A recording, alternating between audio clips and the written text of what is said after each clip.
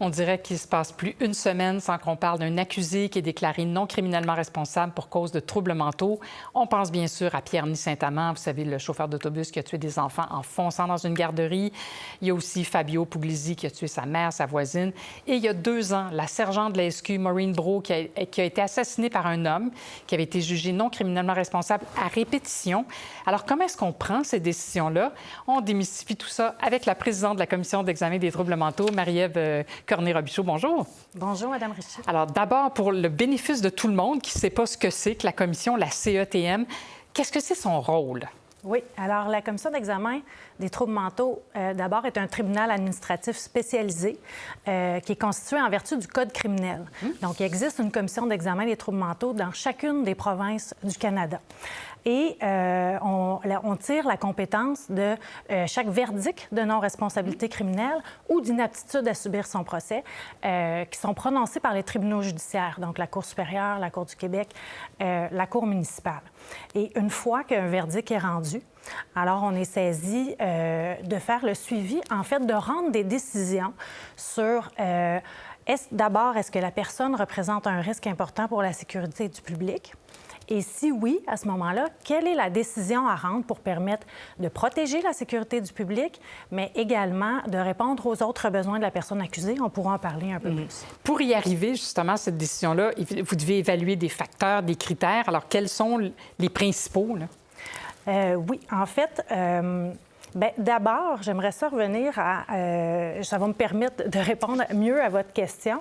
Pourquoi ça existe, en fait, c'est qu'il faut comprendre, puis je pense que ça a été quand même beaucoup expliqué dans les dernières semaines, lorsqu'on prononce un verdict de non-responsabilité criminelle, c'est que pour arriver à préserver la sécurité du public, la personne doit recevoir des soins. Bien sûr. Donc, si elle est dirigée vers un système carcéral et qu'elle n'est pas prise en charge au niveau de son trouble mental ou de son état mental, lorsqu'elle terminera une peine, elle pourrait être aussi dangereuse qu'elle l'était au moment où elle a commis des actes pour lesquels elle n'était pas consciente nécessairement de ce qu'elle faisait. Donc, on est dirigé vers un système de la santé pour pouvoir offrir des soins à cette personne-là. Et maintenant, comment on détermine, est-ce qu'on rend une décision de détention avec ou sans modalité, parce qu'on a la possibilité de rendre des décisions de détention stricte ou de libération sous réserve de certaines modalités ou encore de libération inconditionnelle? Bien, comme je vous disais tout à l'heure, la première question à se poser, est-ce que la personne représente un risque important pour la sécurité du public? Cette notion-là découle de la jurisprudence de la Cour suprême dans l'arrêt Winco et est intégrée au Code criminel.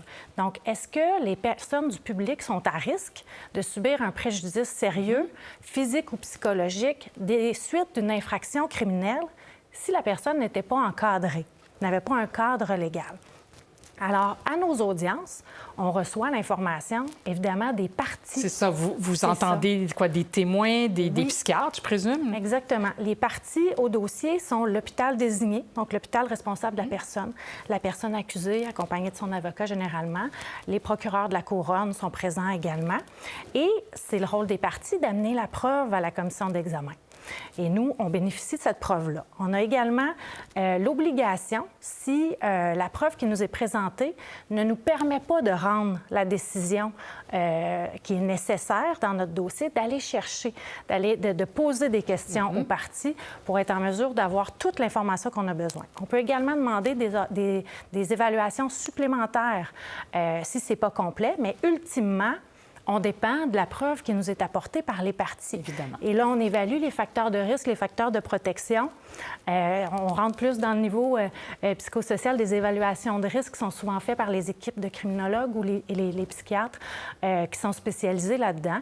Donc, tous les facteurs psychosociaux autour de la personne et sa compréhension de la maladie, est-ce qu'elle prend sa médication, la collaboration. Est-ce qu'elle est entourée, là, j'imagine? Voilà. Donc, quand on arrive à dire que la personne ne représente pas un risque important, c'est que tous les facteurs ont été mis en place, tous les éléments qui permettent de s'assurer que la personne, elle est sur une bonne voie, elle prend sa médication, elle a un filet de sécurité autour d'elle. Ça, c'est mis en place et on n'est pas convaincu que ça représente, en fait, que la personne rencontre le fardeau du risque important.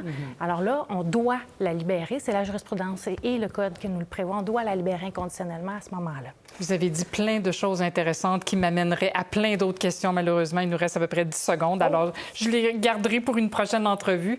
Marie-Ève Cormier-Robichaud, merci infiniment d'être passée en studio.